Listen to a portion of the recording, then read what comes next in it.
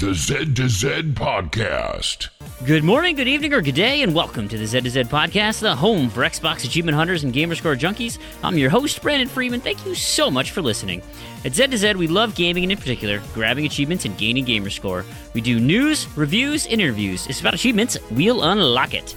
You can find show notes for this show, as well as our previous shows, on our website, z2z.com. This is episode 142. You can also contact us with questions and comments on Twitter at Z2Z, or at our forums, forum.z2z.com, or email us directly, contact@z2z.com. So, it's me and Proulx again. How you doing, Proulx? I'm okay. How are you doing, Fream? It's been kind of a week, huh? Yeah, it really has. There's a lot going on around here. Man. So otherwise, I'm pretty good, actually. Feeling all right. I've been playing a lot of games, which has been fun. I've been embracing the UHH significantly, so that's been fun. What are you at right now? Well, I'm gonna lose. Me too. I started off with it was. I looked at the dude I was playing, and I don't remember if he had scored anything before. And so I came out, like I had an opportunity to play. So I won last week. I think. Did I? Maybe I didn't. No, I was losing, and I think I did lose. But I went up 8-0, and because I could do a ton on Saturday, and I got a lot done. And then I was like, but all the other things I don't really want to do, so I'm not going to worry about it. And he hadn't done anything until Thursday. And then he started, and on Thursday, he is now up 14-8. Wow.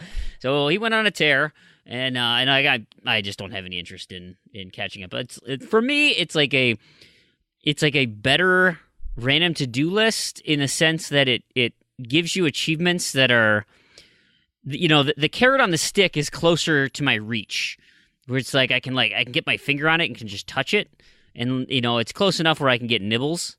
Whereas the random to-do list is just all over the place. And so you're not necessarily going to get something that's really close. And so, you may have to invest a serious amount of time.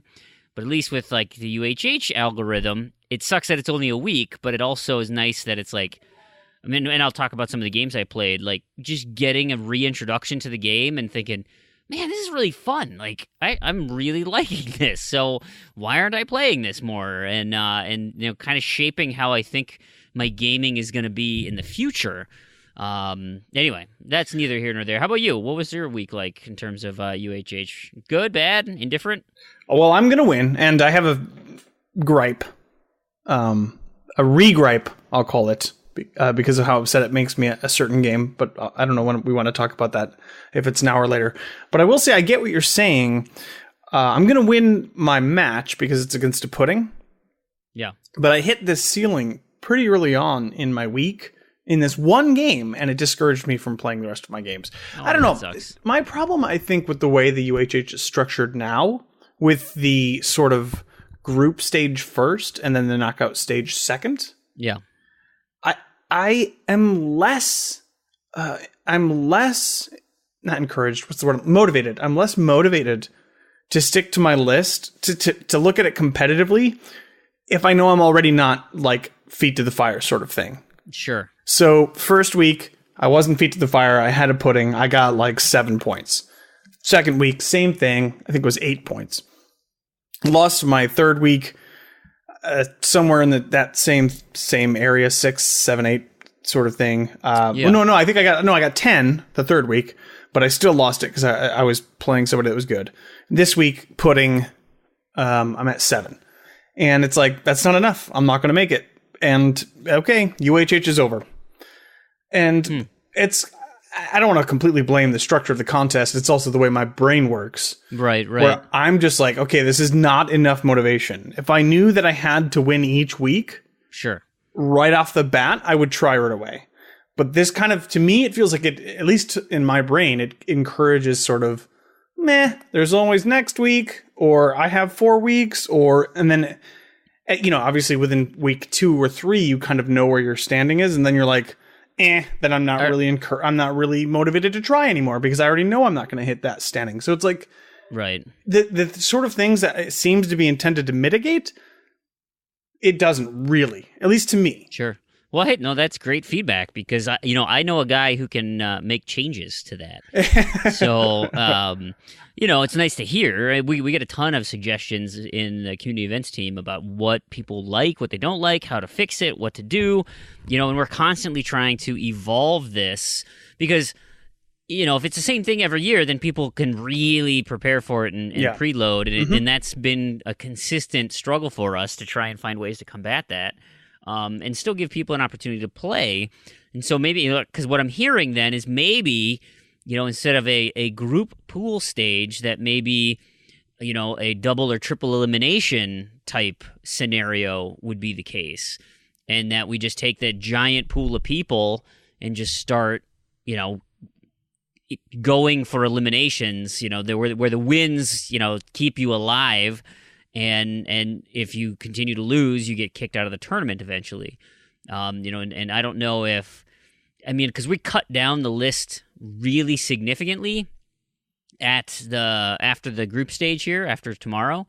Are you above the cut? Are you going to make the top 256? And that's what I'm saying. Like, I won 3 out of the 4 weeks. But to be fair, I wasn't tremendous. I didn't get, above 10 every week by any means.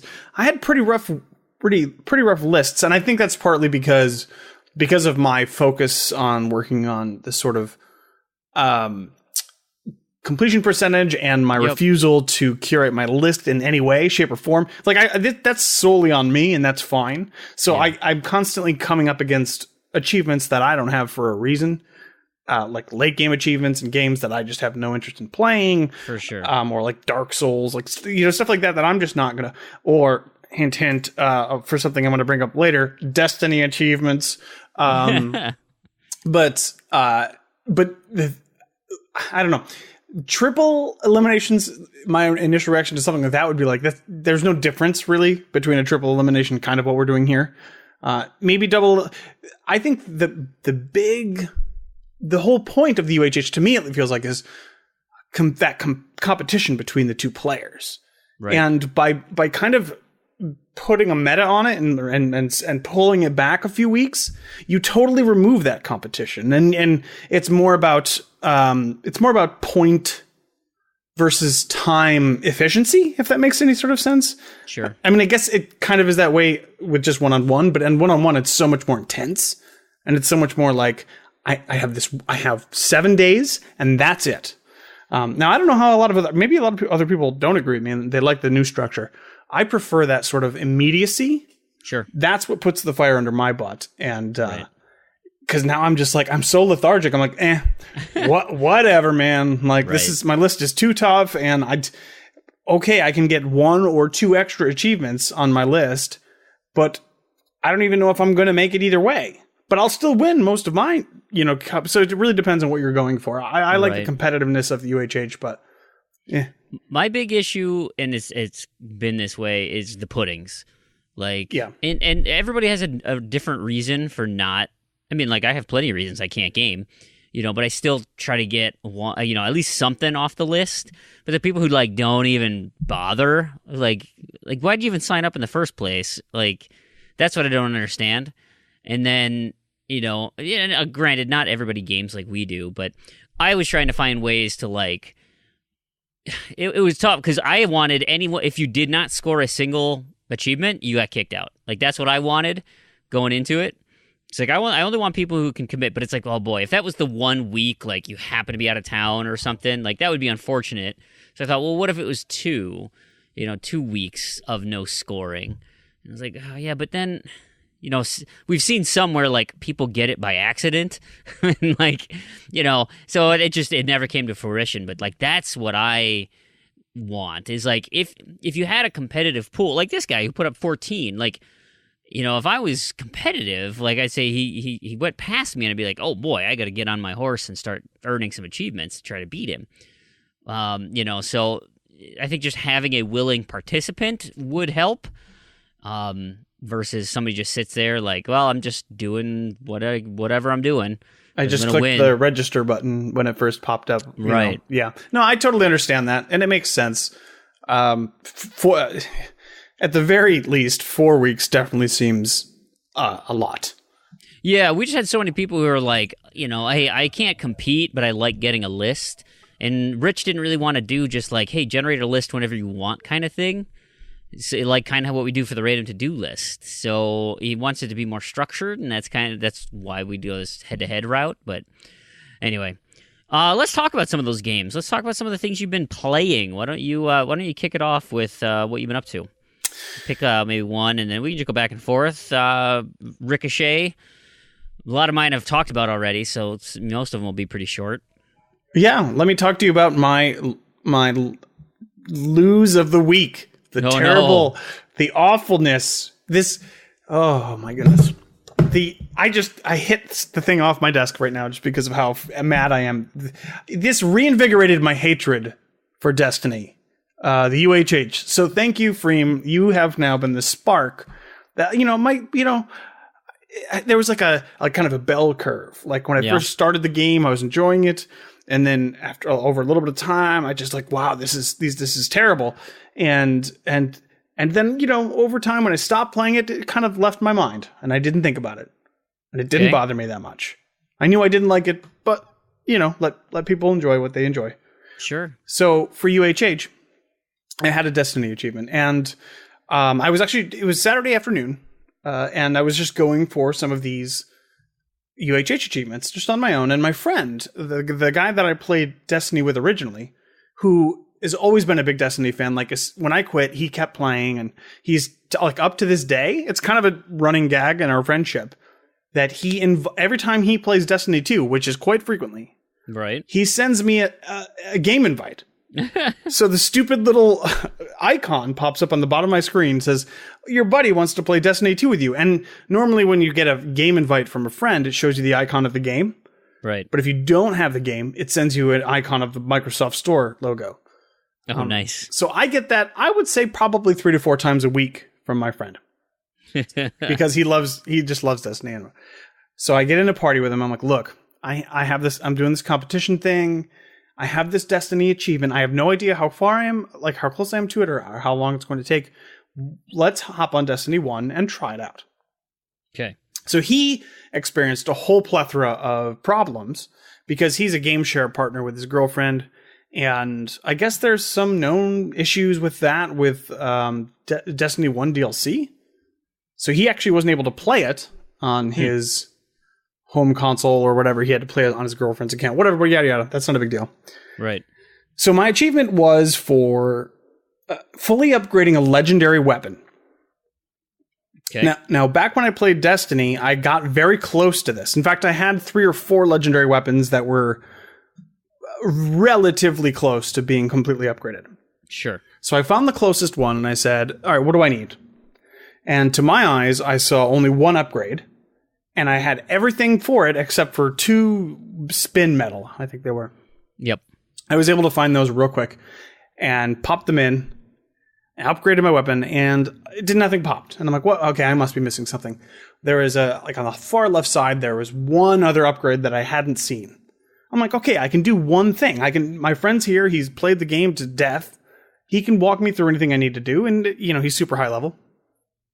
Well, I needed 25 legendary marks. Marks. Thank you. Okay. Mm-hmm.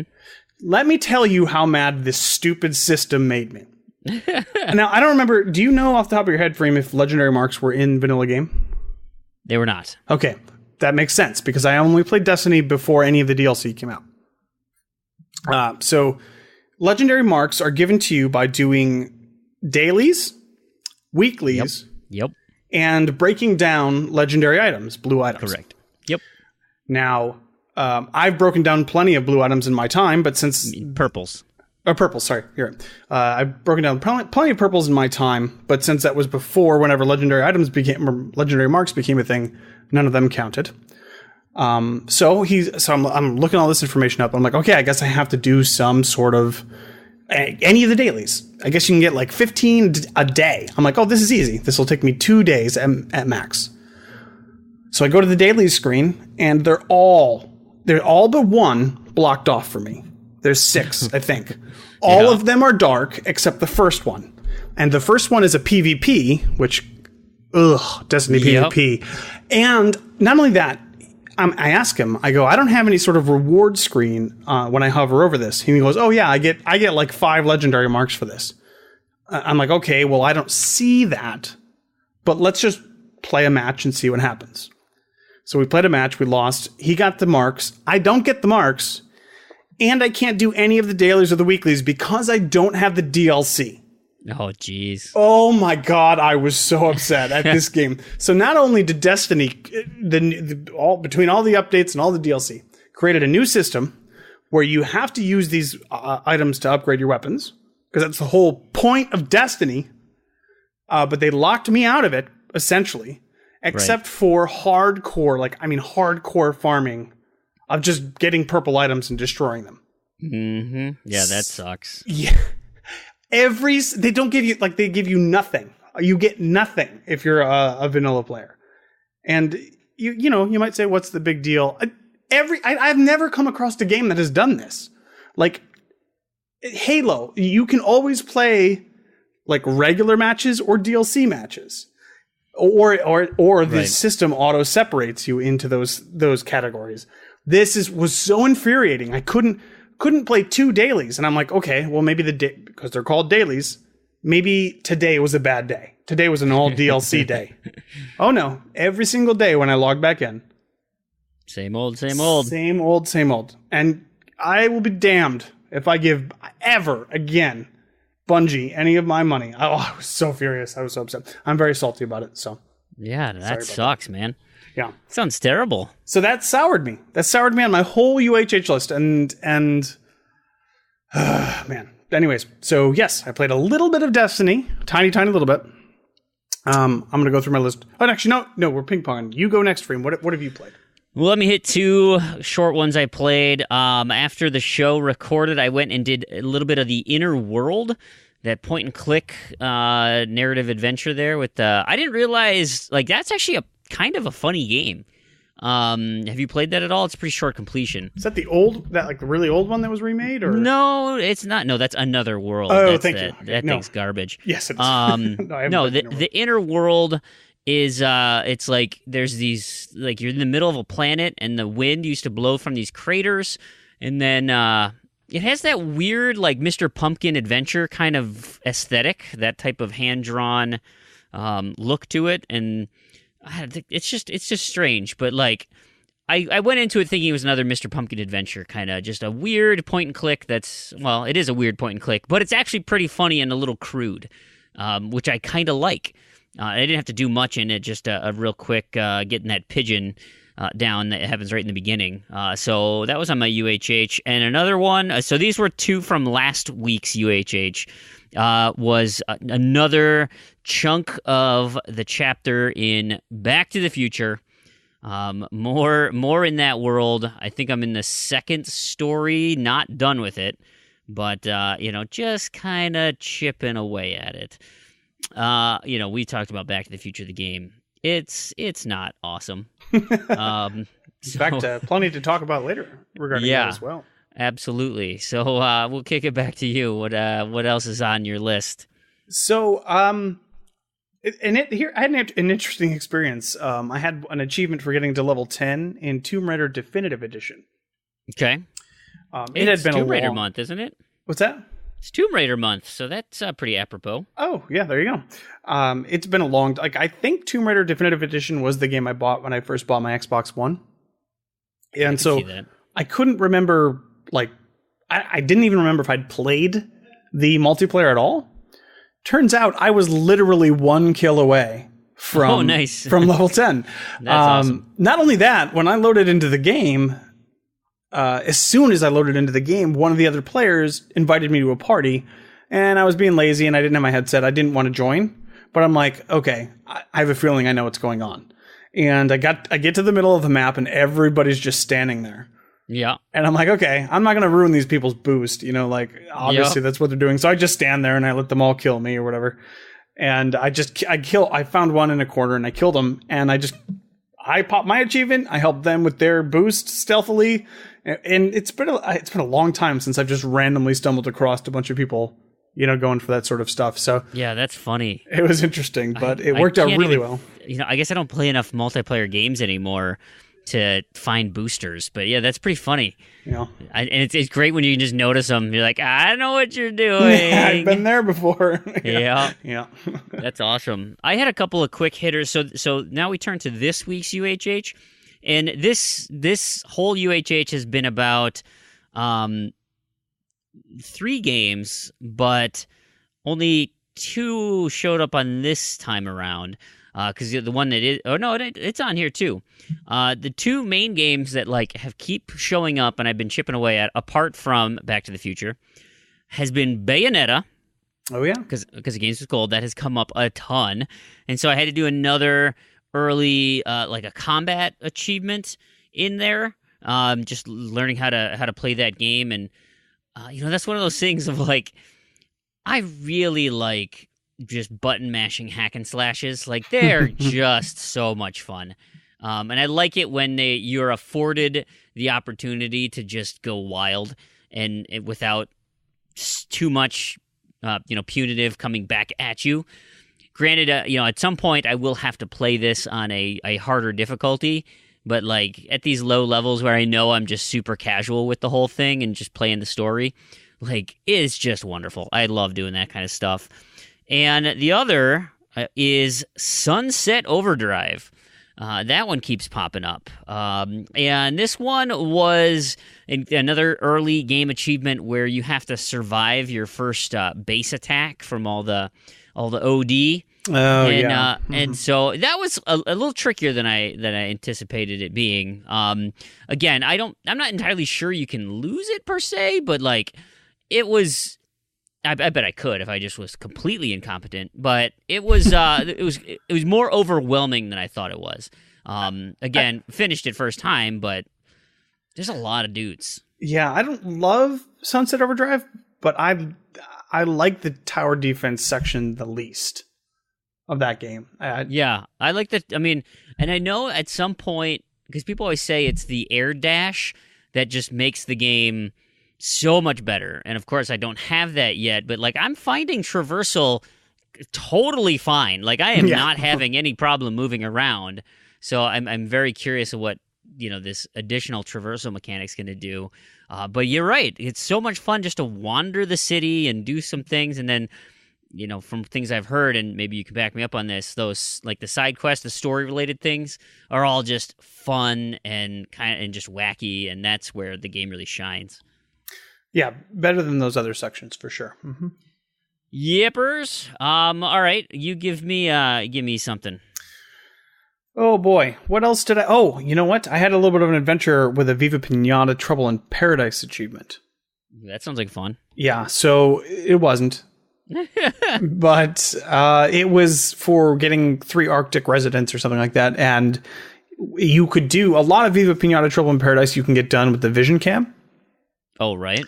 Which a lot of people say they can do on their, scanning cards on their phones or tablets or anything like that. I couldn't do it. So I had to do the unthinkable and print them out onto paper. What the? Dead trees, Fream. I had to use dead trees in my pursuit of achievements. Totally savage. Ah, my goodness. I felt like but I did it and it worked. Man, that game...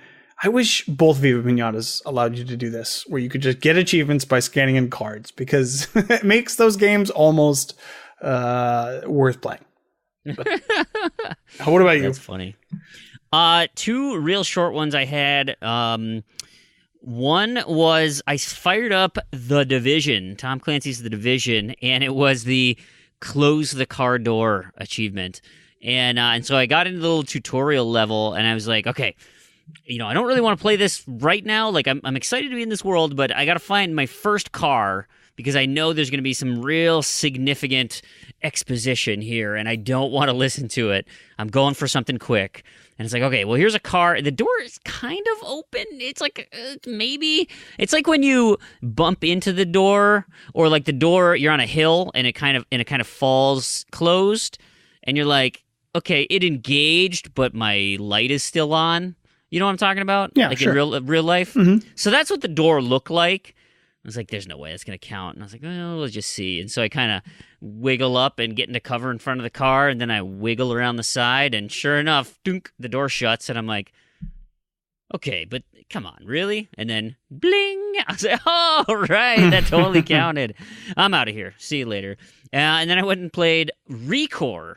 And Recore was simply getting to the next part of the story. So it was a little bit of overworld traversal to get to the Pylon 512. But just relearning how to fight in that game, that was something interesting. I forgot about core extraction. And I was like, oh, quick, get him. I got him with the stick. Look, I'm electrocuting him. It's like, no, you have to pull him. It's like fishing.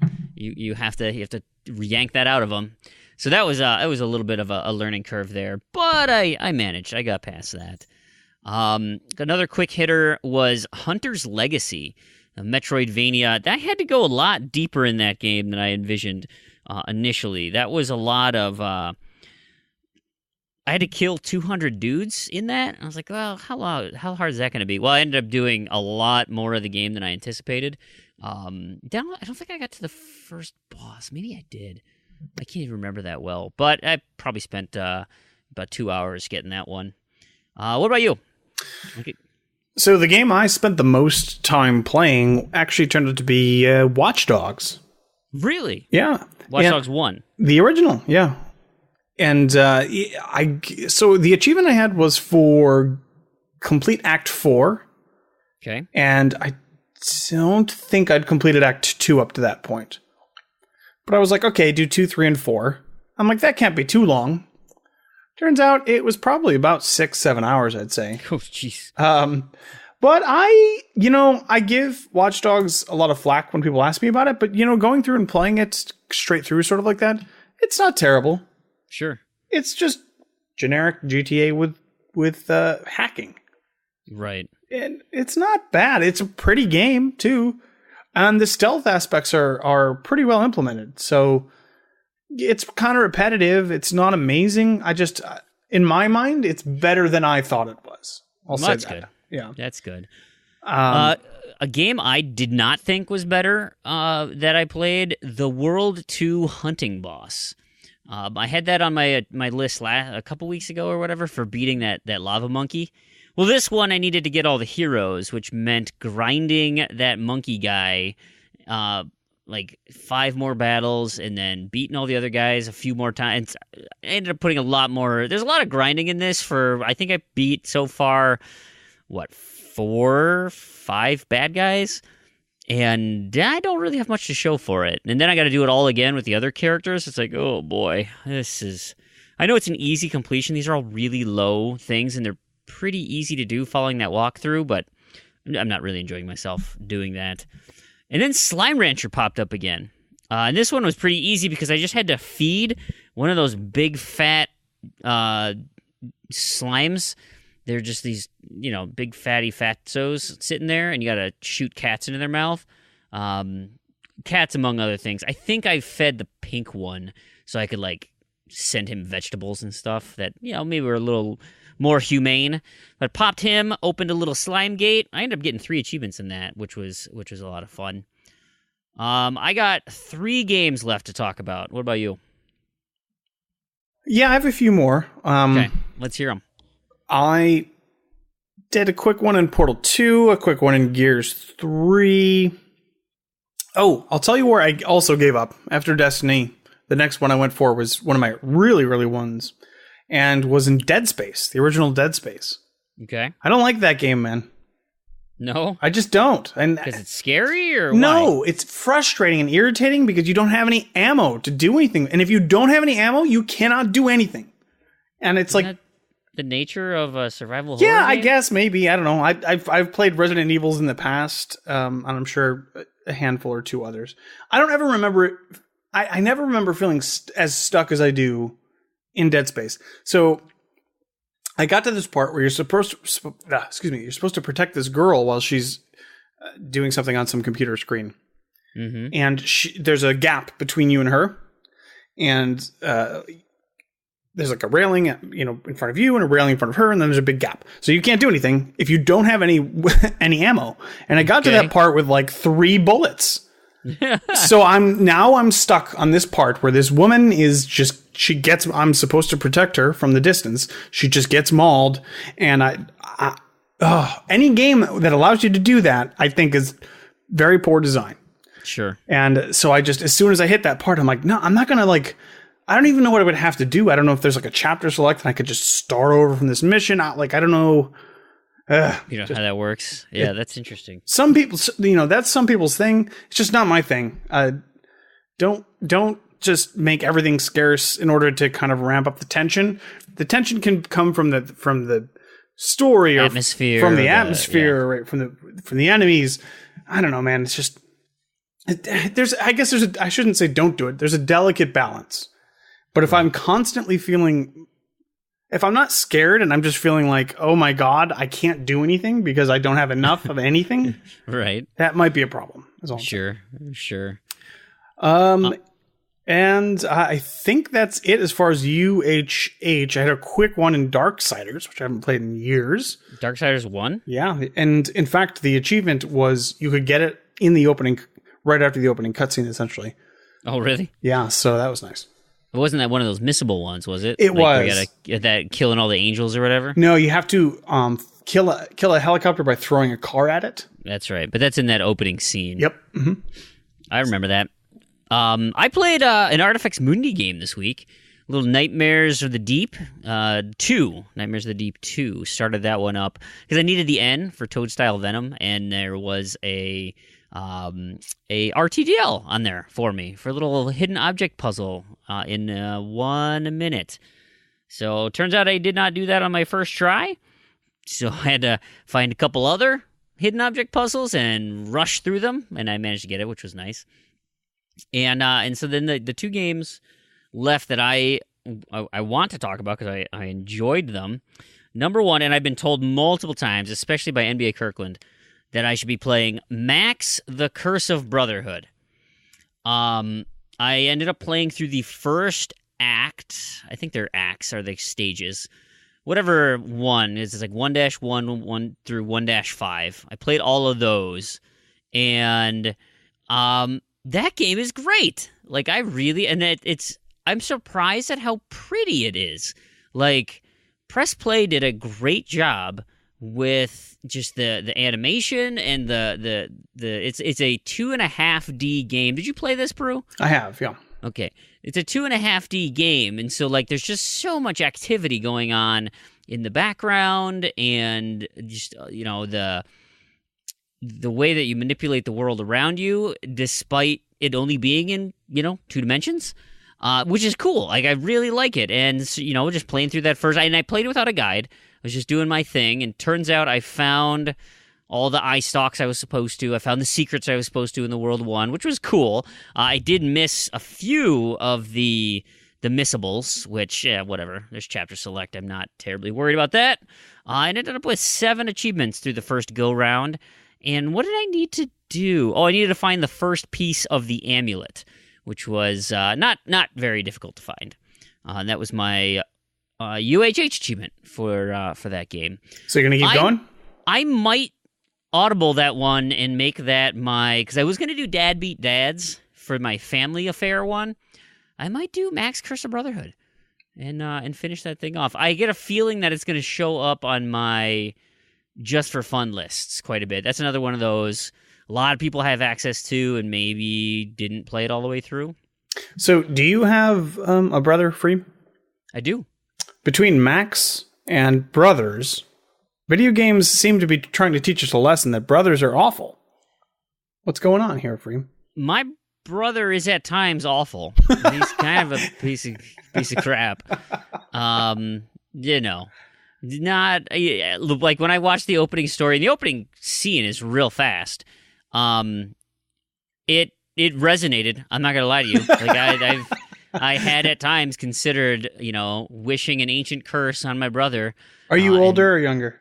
I'm the older brother. That makes sense. But yeah, so, that's a thing.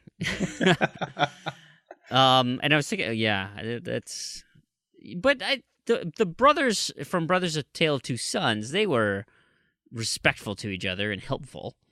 This brother just seems like, I mean, he'll turn around, I'm sure, by the end of the game, but he's kind of a. You don't know. You're right. I don't. He might get. Here's one thing that was a little jarring for me. Mustachio in the cutscenes, man, he's gross. He is a nasty, weathered old man who creeps me out. Like, he looks just ravaged by time, and that is, I mean, he's supposed to, but it's kind of creeping me out. He really looks sketchy. And then my last game, and boy, did I put a lot of time into this one. I got 17 achievements this week. Puts me at 34 achievements for the month. That's okay because there are 168 in the game. It is more Plague Inc. Evolved. I'm still working on that random to-do list of getting the cheat modes unlocked, and I had to go through the 2 DLC packs, the Dawn of the Apes, the Simian Flu, Monkeypox. I had to go through that one and beat that on at least normal, to then unlock the Shadow Plague, which is the vampire one. And I started the vampire one, but I spent most of my time working with the monkeys. And boy, they are, I mean, it was cool. It's fun. It's a clever idea. But like, to understand the mechanics as to how, because you're working 2 different angles. You've got to make your apes sentient and get them to survive and become a powerful force. But then you also have to like mutate the disease to then attack humans, and the humans that you don't get, well, you just send your monkeys after them.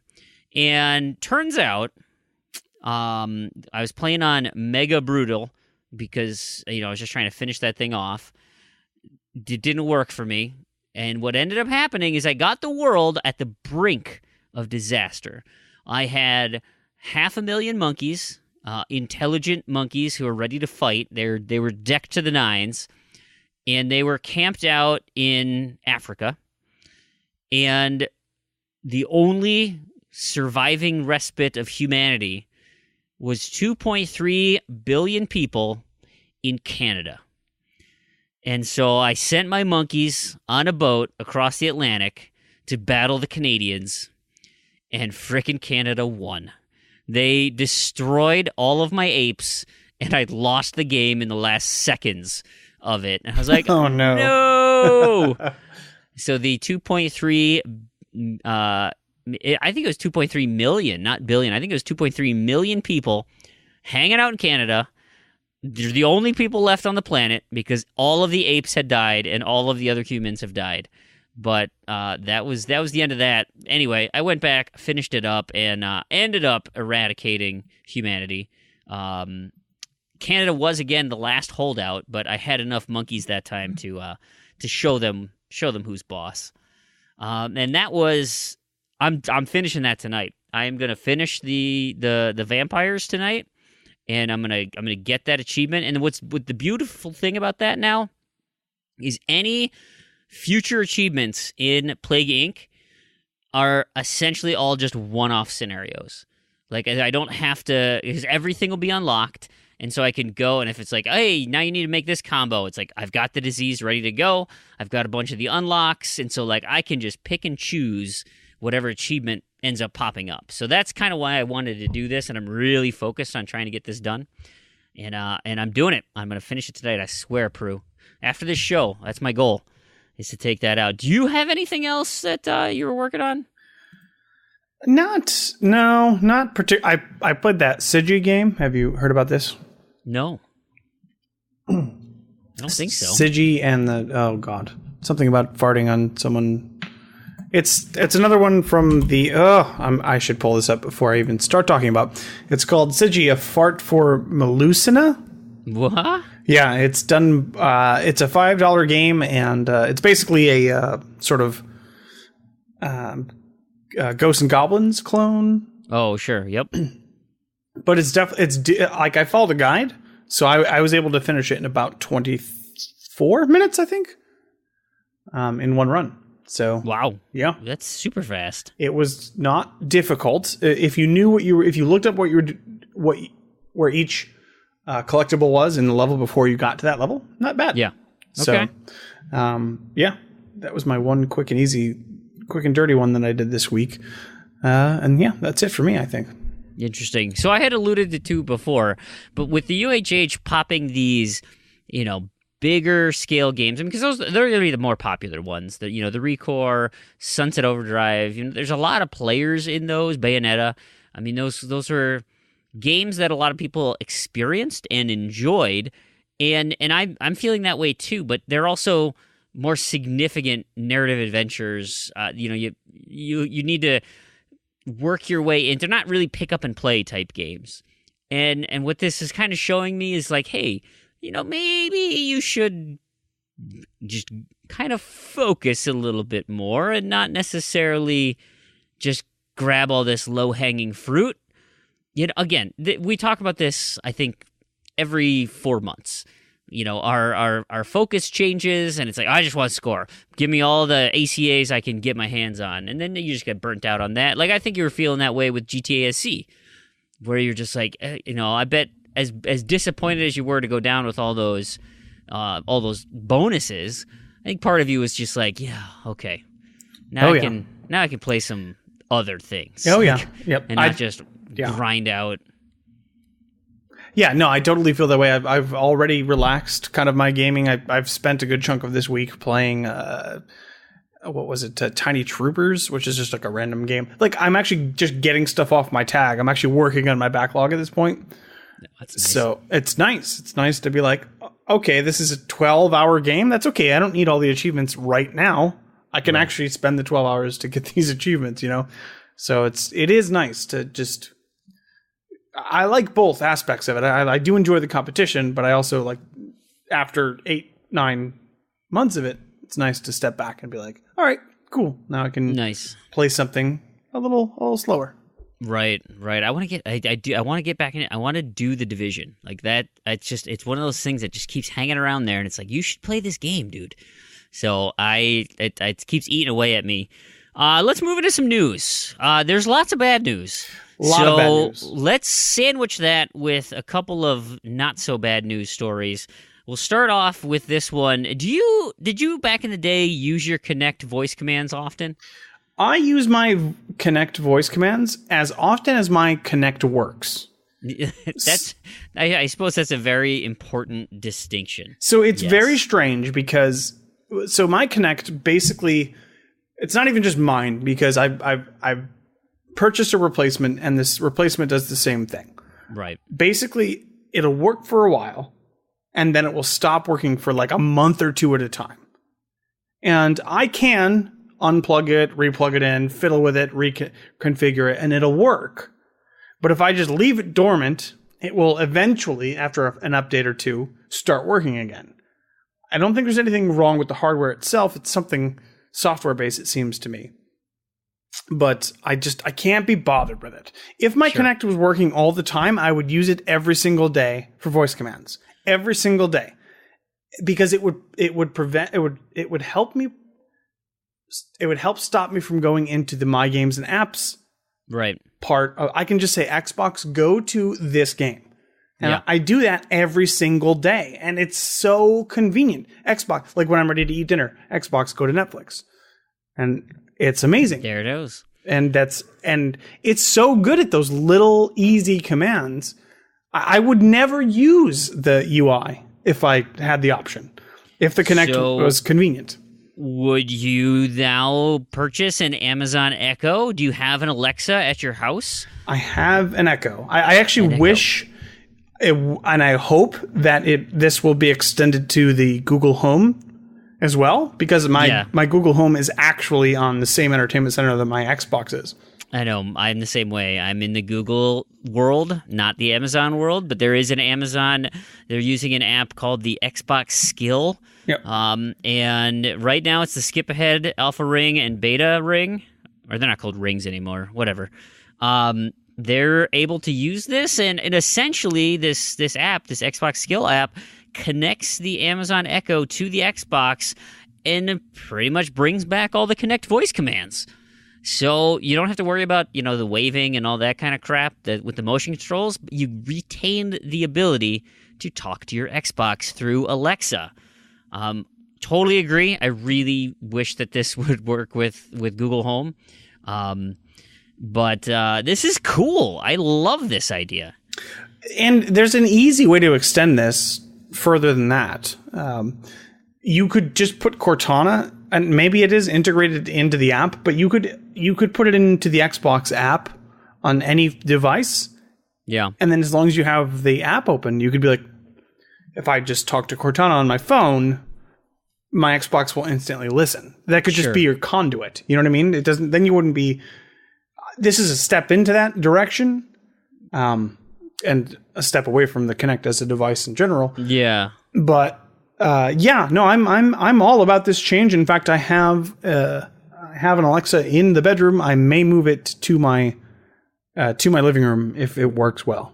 Do the old swap. And that's one of the suggestions this Windows Central's article is making, is that the Alexa voice responsiveness and the ability to differentiate with the commands is just better than Cortana. And so that the integration is more seamless than where Cortana might stumble more often than Alexa would. So who knows? We'll see. It'd be interesting. You're not part of the skip ahead alpha or beta ring, are you? No, I don't believe so. Okay, so you gotta wait with all us schlubs. Yep. I'd be interested to see when that comes out. I am curious. I am definitely curious. So let's get into some of the bad news. And there's a lot. There's a lot. We'll start with the least egregious bad news. YouTube is closing YouTube Gaming. So YouTube's streaming kind of Twitch competitor. Now YouTube in and of itself has plenty of videos and stuff, so that part of the gaming thing isn't really there. But the streaming functionality that they're trying to do, just not happening, and it's not getting the traction that YouTube would have hoped, and I think it's kind of fragmenting their users. Like they don't, is it a Steam landing page? Is it Twitch? Is it what am I doing here? And it just wasn't resonating with people. They're just like, I'm just going to go to YouTube and be in YouTube and look at videos. And they don't really get the streaming part of it, per se. And I think a lot of people can't you just have your own YouTube channel and stream straight from YouTube? You don't need to be part of the gaming subset? Yeah. And what's interesting, too, is a lot of these big big streamers put their stuff on YouTube afterwards anyways. Right. So it's like, I get it that YouTube wants to be at the forefront of those eyes, but I'm sure a big chunk of what they get in those videos, like these big major streamers, the next day or for the next week or month or whatever, is just this archival. Like Prumate, for example, watches Twitch streaming on YouTube, like day old or week old or whatever, Twitch streaming on YouTube all the time. And I think a lot of people do that because... Now, I should probably clarify, because I don't want it to sound like the YouTube's not going to have a streaming function anymore. It's just not called YouTube Gaming. Right. It's part of main YouTube now. They're just integrating in there. So, is it going to be harder to find? Is it, I don't know yet. But it's not walled away. That you're going to be kind of more in general YouTube. So I don't know if like your YouTube search algorithm... if you're just like, hey, walk through on whatever, and somebody happens to be playing that on a live stream, like, would that come up in your search results for these walkthrough videos? Probably not. They probably wouldn't have the keywords necessarily all hit that you'd want. It'd be a little lower in the algorithm, but, maybe you can see some live gameplay of some things that you might be looking up or questions you might have, because at that point maybe then you could just jump in and type in chat. If there's people watching, you can get a live answer to your question. If you're like, oh hey, I'm just playing this game, how do you unlock this door? Oh yeah, the key is over there. Go do it that way. That may be kind of cool. Just trying to expand how I envision YouTube, because that's all I do is find walkthroughs and guides and stuff through YouTube. Yeah. Or I look at gameplay reviews. Like if I'm interested in a game, it's like, all right, give me 15 minutes of gameplay. Let me just see how people are getting along with it. Are they dying a bunch? Are they getting frustrated? Like, just give me a taster, and that usually is enough to sell me on a game. So okay, that one's not so bad, right? One application is closing, but they're not closing. They're just sucking it into the main group. Cannot say the same for Capcom Vancouver. Capcom Vancouver, they are the makers behind Dead Rising 4. That studio is closed. Womp womp. Effectively. I don't think it's officially. So the word is, and this is according to Game Informer, that all development there is done, and they're moving their development to Japan. So I don't know if like these people here are allowed to come over. They did lay off a whole ton of people earlier this year, and presumably they're going to be losing more people with this quote-unquote closure. Like, again, it's not closed officially, but it's this cryptic quote of saying, reviewing the allocation of its development resources. So it's like, hey, listen, you know, if you live in Vancouver and you work at this building, okay, we're not closed, but like, you probably don't want to show up to work next week. Not entirely sure there's going to be a project for you to work on. Maybe you can help us out in Japan. And maybe these people are going to, you know, maybe they'll telecommute. Maybe they'll do kind of like what, High Moon Studios does, globally contribute their pieces. You know, that given how, the integration of, the global internet works, people can work from home and satellite locations, work on their piece, and then submit it in. That takes away some of the group collaboration. I know working face-to-face with people, you can kind of, snowball ideas and build upon things. A little bit more difficult when you have a digital barrier between the two of you, but that's not to say it can't be overcome. And there are some benefits. People enjoy working at home, and they tend to be more relaxed, less stressed. There also is significantly more distractions. I know when I'm at home and, I'm checking emails, it's hard when that Xbox controller's just sitting there, and it's like, boy, I could idle boost something here while I'm doing whatever. So I don't know. More information is to come on that one. But there it is, guys. So if you're looking forward to any other Dead Rising stuff, it's not going to happen. I don't know. It didn't feel like Dead Rising 4 was really received that well. So Nope. as kind of tragic as the news is, it doesn't seem super unexpected.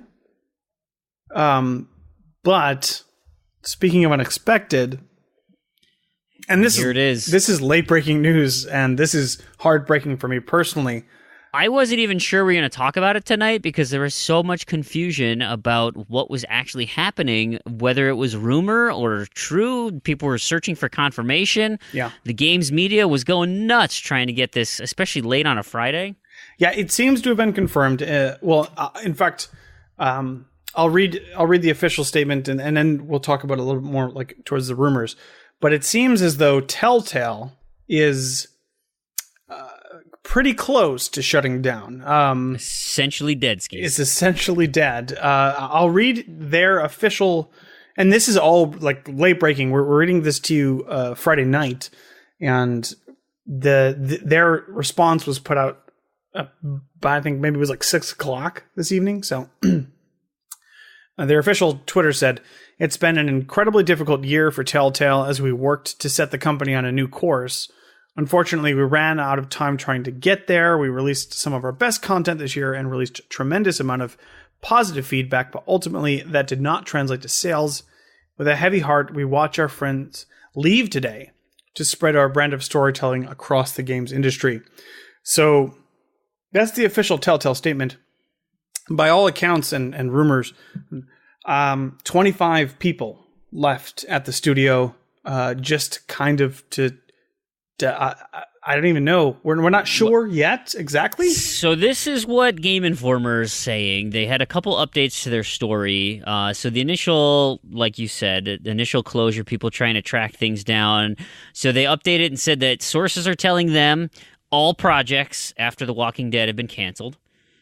Then they further reflected on that and said, okay, Telltale has confirmed that their staff has gone from 250 down to 25.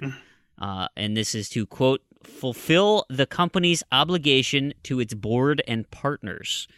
And then that came out from the statement there. The third update to this story that they've posted is that Telltale employees have suggested publicly and privately that the remaining employees are in fact not working on The Walking Dead as originally thought, but the Netflix deal for the Sony Minecraft story mode.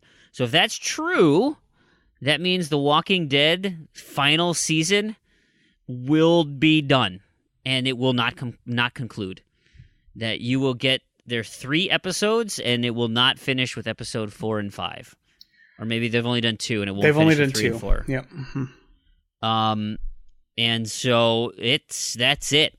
Like, so I hope you didn't enjoy the story, because that's crazy that you want. I mean, look, I get it. If you can't pay bills, you can't do it. Like, I feel like the internet has to get together and say, like, no, listen, just give me, just work for the next 4 months and give me the damn conclusion to this story.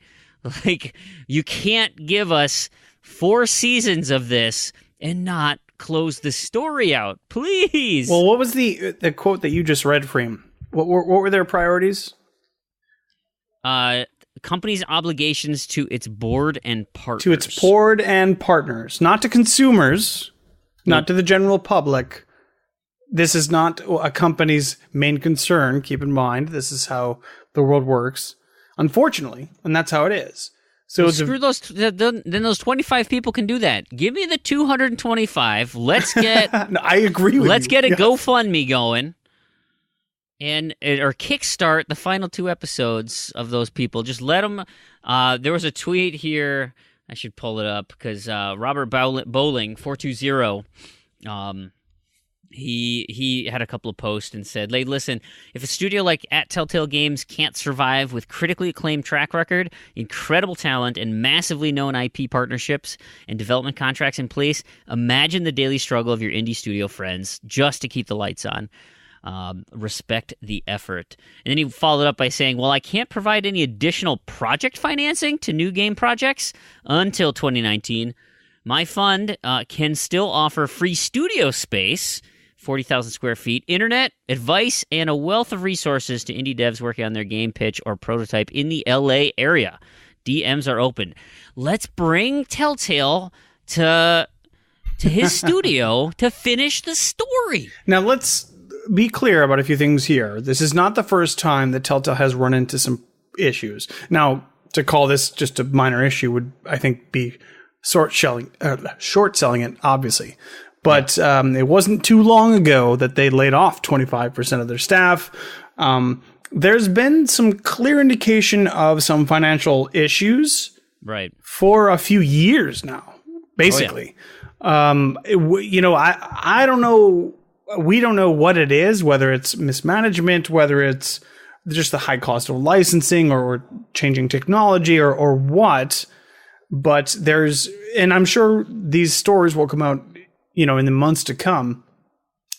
But as a gamer, and as an achievement gamer, this is sad. This is, I love Telltale, and I've not been quiet in my love for Telltale, but it's just sad. Like you said, if we got to see the end of The Walking Dead final season, I'd be like, okay, there's some missed opportunities. Yeah. And you shut the book, and that's fine. That's no big deal. But to cut a game right through development like that, not like cutting a game like Star Wars, was it 1313 or I think that's what it was, but yep. Or any of these other games that have been cut mid development that we never see the light of the day of, but like literally cutting a story based game in the middle of the story, it feels unprecedented. I'm sure it's happened before, but it feels new and sort of.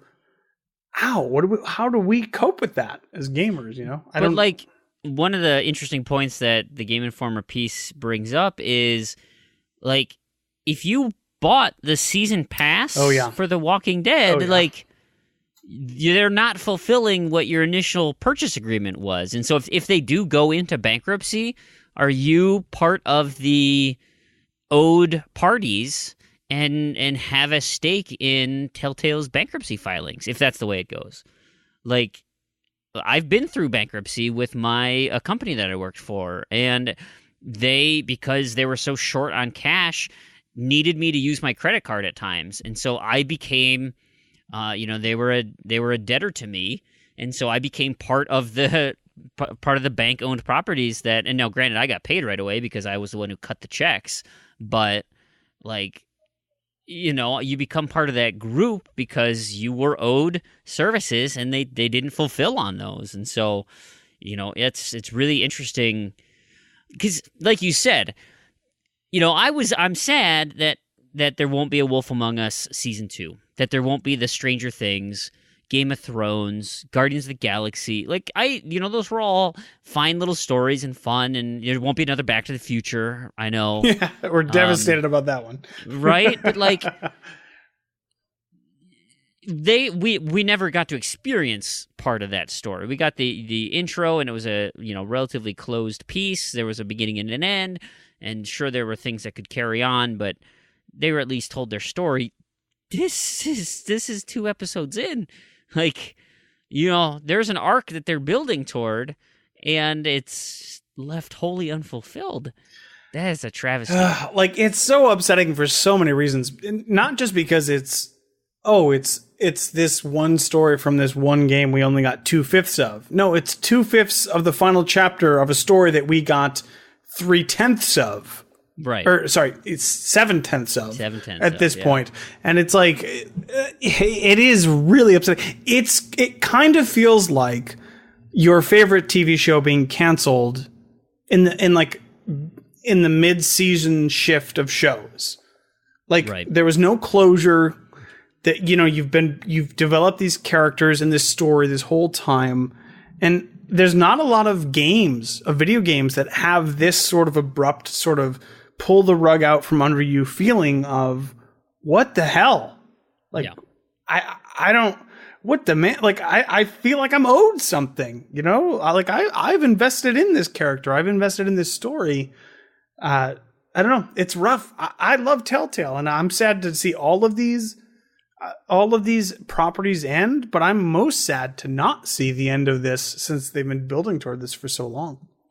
Yeah, totally agree. And, ends are sad. Ends are never fun. And so we're going to bracket all of that bad news with some more. We are going to end the Z to Z podcast at episode 150. That will be our last show.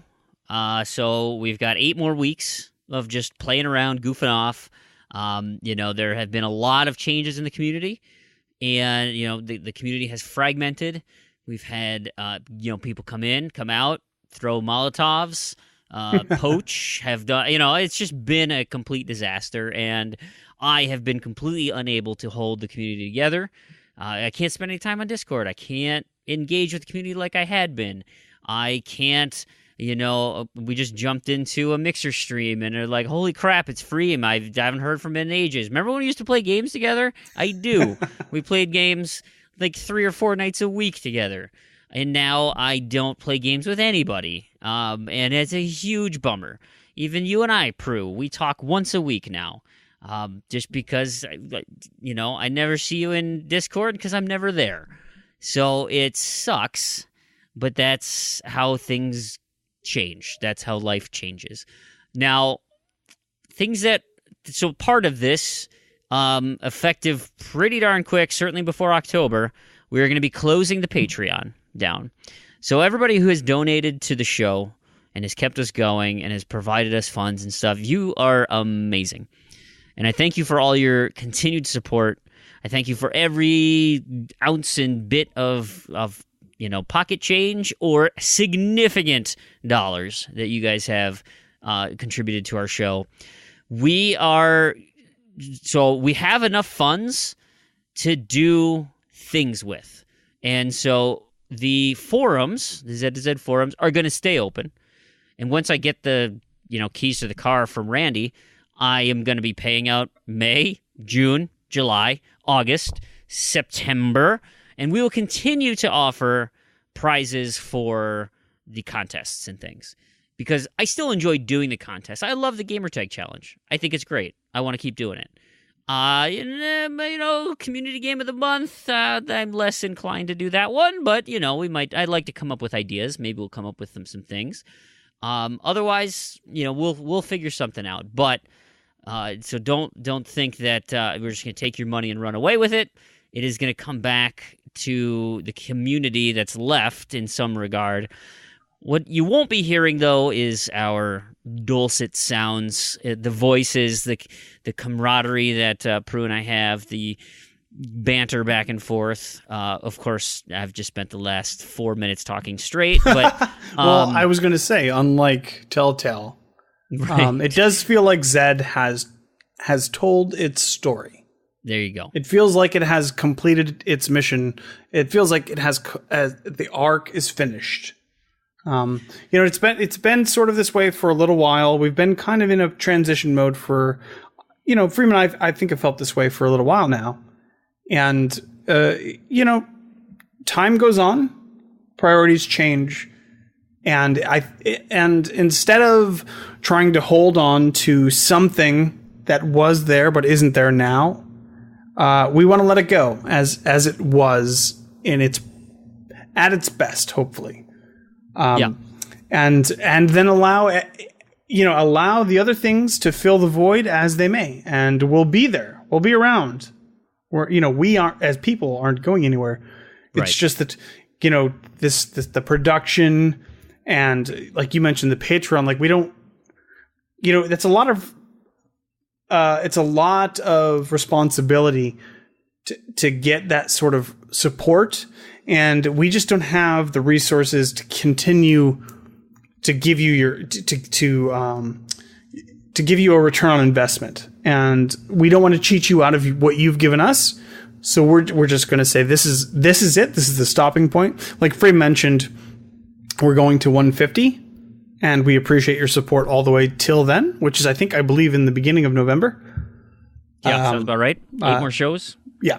Well, this was 142. Yep. So. But we're stopping the Patreon in October, so you don't even. So just so you're aware that it's no big deal if you're a contributor. We're just going to cancel it. You won't have to worry about that. But go ahead and cancel if you are concerned. But this has been a long time coming, sort of things that has been a lot of things in its run, and it just feels like the right time to sort of step back and maybe do some other stuff. Yeah. And I agree with that sentiment, Proulx, about still being around, being part of the community. Like, I can't, I've been catching up on podcasts, and I'm back to the point where you and I came back around 4th of July and came back with a new show, and listening to the excitement in my voice, listening to the stories that we would tell back and forth, like, we have a good rapport, and there's some fun conversations there. And I've heard, some people tend to enjoy that type of storytelling and enjoy, whatever random crap comes out of my mouth, comes out of your mouth. And so at some point, like, I don't feel like this is the end of me being on a podcast, but it's the end of me being on Z to Z podcast. I'm not making no comments about the future because I'm going to enjoy playing video games for a while. Now, when the time does come to hang up the headphones and tip the microphone down toward the ground, whether that's whatever, if you guys are interested in hearing about any of my future endeavors, there's social media to follow. You can continue to do stuff like that. Or, you can continue to follow me on Twitter anyway and find out all the great giveaways that I retweet. You might as well jump on those. But as Proulx indicated, the show, it's not what it was. It, the pieces, most of the pieces that have kept this thing together have fallen apart through various reasons. And, I think what we tried to do in bringing it back in July, the damage was too far gone. that things came back, and there was a firestorm, and it was just not good for the show, and it burned the the landscape so significantly that we just cannot grow back from it, nor do we have the energy to do so. It's been an awesome 3 years as far as I'm concerned, because I started this back in November of 2015. That's when we recorded the first show. Of course, didn't air until December of that year, but that's an awesome run. And 150 shows to show for it. I just you do the calculation, and we were doing like 3-hour shows there for a while. Plus, we have all the intermittent shows. I mean, we probably have like 4,000 hours worth of content if somebody wanted to listen to it all. That's pretty cool. That's pretty cool that we were able to put all that stuff together. But it's time to be done. There's a thing in podcasting called pod fading, which happens very frequently, where people just decide that they're done with the show, and they slowly, we're going from 1 week to 2 weeks, and 2 weeks to once a week to once a month to biannually. It's just like, and eventually they just disappear. We didn't want to do that. Nope. We wanted to go out on our own terms, and this is our terms. We're going out in episode 150, and we want the next 8 episodes to be as great and awesome and fun as they can be. And to do that, we want you guys to be involved. We would love to have anybody contribute a question, or just contact us if you have anything to say about the show. We want to be on the show. If you want to be on the show, Mike, let us know. We would love, whether it's going to be like a montage of a whole bunch of different people, or a guest host spot. We only have 8 episodes left. So if you want your voice heard, we would love to hear what Zed meant to you, because it meant a lot to us. And again, it's better to go out on your own terms than to just sort of fade away into the darkness. And that's what we're doing. So we want to express nothing but appreciativeness and gratitude towards everybody who's ever been involved, and anybody who's ever contributed, and anybody who's ever listened, because it's been a wild ride. But we have 2 months, no, less than that. But, we have a few episodes left, and we want to make them the best episodes of Zed that we can. So let us know. Let us know what you want to hear. All right, Proulx. We cannot end on bad news, though. All right. Give me something good, so I found this, and now granted, it's not Xbox related, it's not achievement related, but it is video game related. It is I don't know, I'm not even that familiar with the Magic Leap AR headset, probably because it's $2,300 to have one headset. That seems like a lot. I've been told through reading stuff about it that it is effectively HoloLens, but it has a bigger view window, so there's kind of a lot more to it. But it just debuted about a month ago, and there's a game out for it, and it's by our friends at Rovio, who make Angry Birds. This is an Angry Birds AR experience.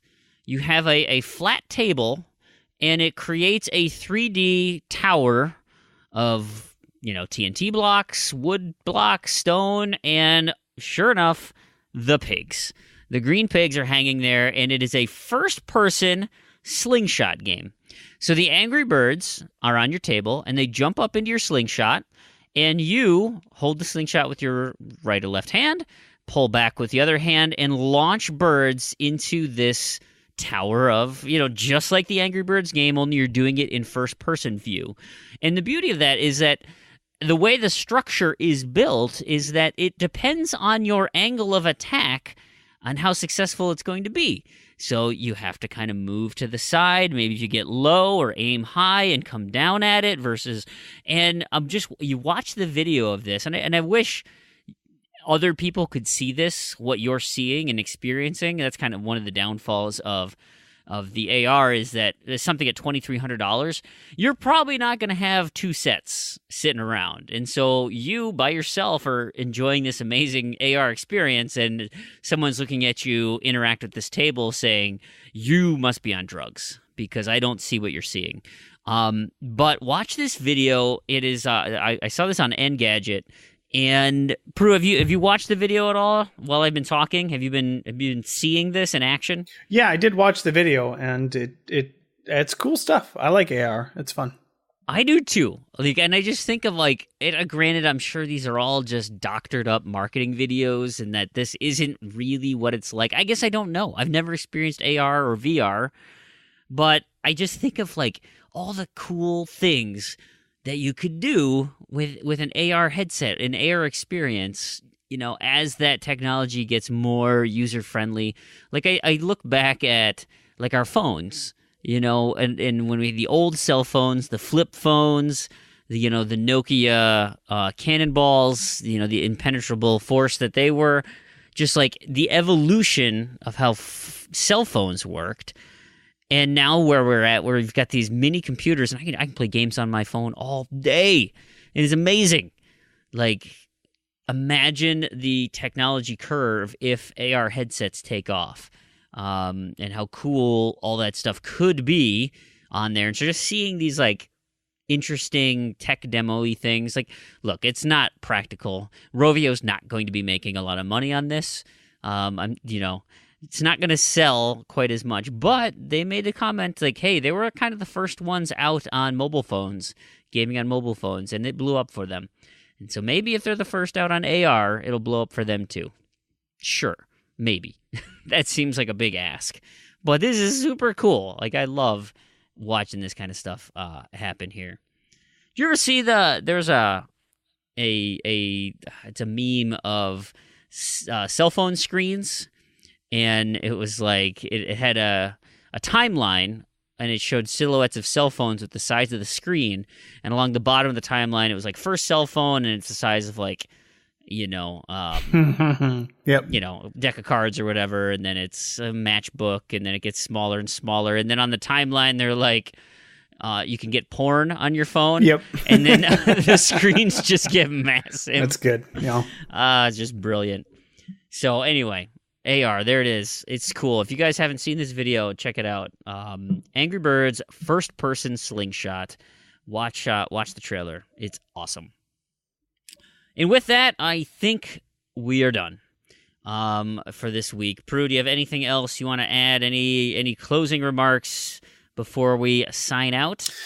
Kind of a downer week, but we hope to bring you some positivity and some good times in the near future, and like we said before, we'll be around for the long future as well. So absolutely. Happy gaming, everyone. Thank you so much for listening to this episode. Thank you for listening to the other 141 regular shows and the review Zeds and the off bits that we did and all the random crap that we've done throughout the year. Thank you for your patronage. Thank you for your reviews, your ratings, your free time. You guys have all been great. And so, you know what? Like I said, the website's sticking around because we paid for it.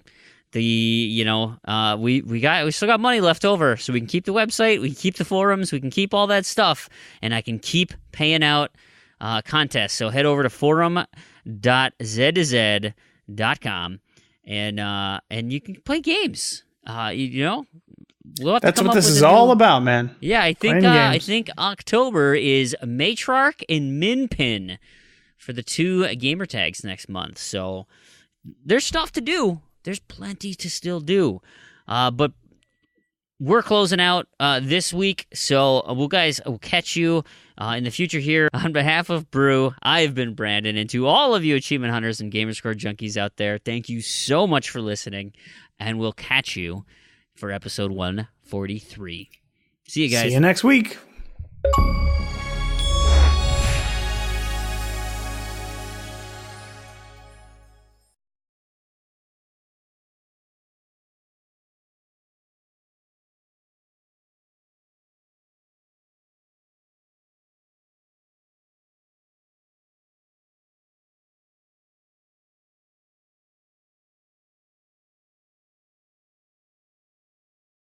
On behalf of Proulx, I've been Brandon, and this.